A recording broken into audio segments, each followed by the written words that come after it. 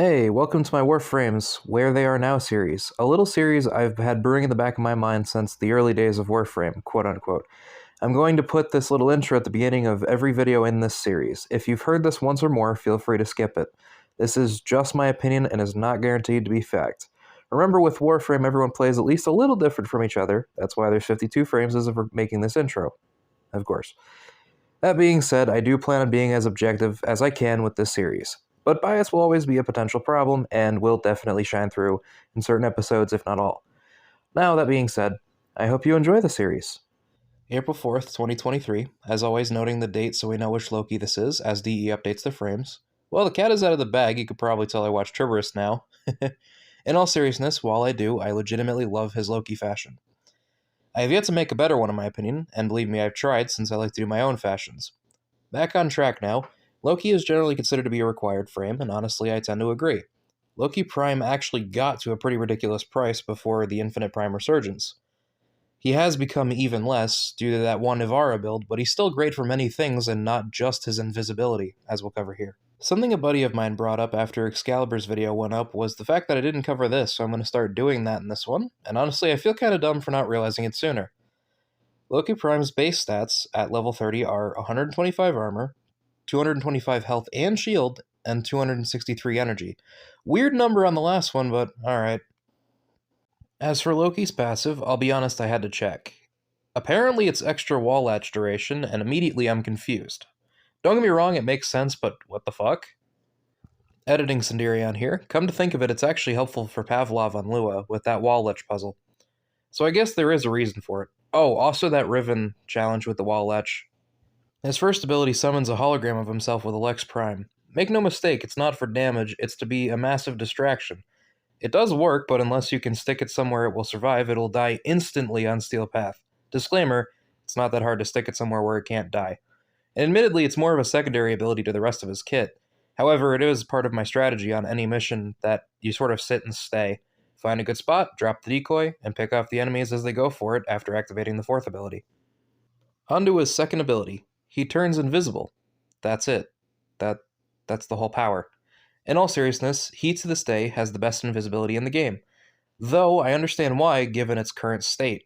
It's real easy to cheese a few of the mission types. In Spy, you don't have to worry about alarms. In Sabotage, you only have to focus on the objective.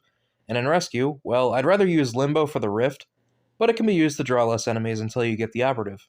Its long duration and lack of caveats makes it the perfect invisibility. His third ability, Switch Teleport, I don't get how to use this ability aside from niche fuckery. It works for teleporting that drone on Cetus bounties. For obvious reasons, I helmet this ability off and replaced it with Radial Blind for the extra CC, in tandem with his fourth. It could be used to pull allies out of a bad spot while they're down, and it could be used to jam the defense operatives where they can't die, assuming you found a location for that. Speaking of, Radial Disarm. Loki removes all enemy guns from existence, forcing the enemy AI to use melee weapons. Funny enough, this ability and the augment are the reasons I typically use Loki for Steel Path mobile defense.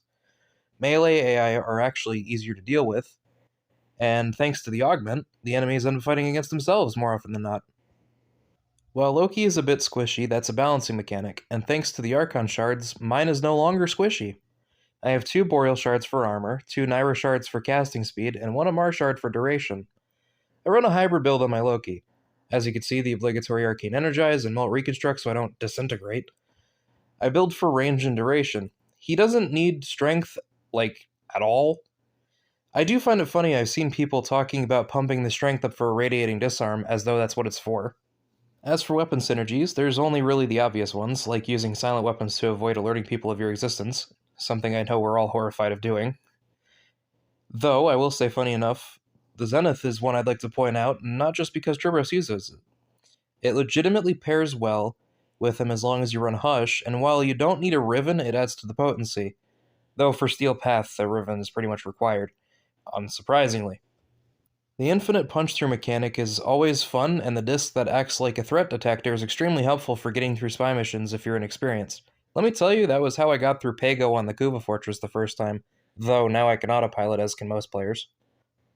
Loki is yet another frame that aged wonderfully in my eyes. Incredible crowd control and stealth. He has no survivability, but the typical player isn't going to need that on him until Steel Path. I absolutely love his kit, and frankly, I hope it doesn't get changed too much, if at all. Even with the oddity that is Switch Teleport, pairing him with the Zenric build feels amazing. The basically infinite energy you have, nothing will even be allowed to shoot you.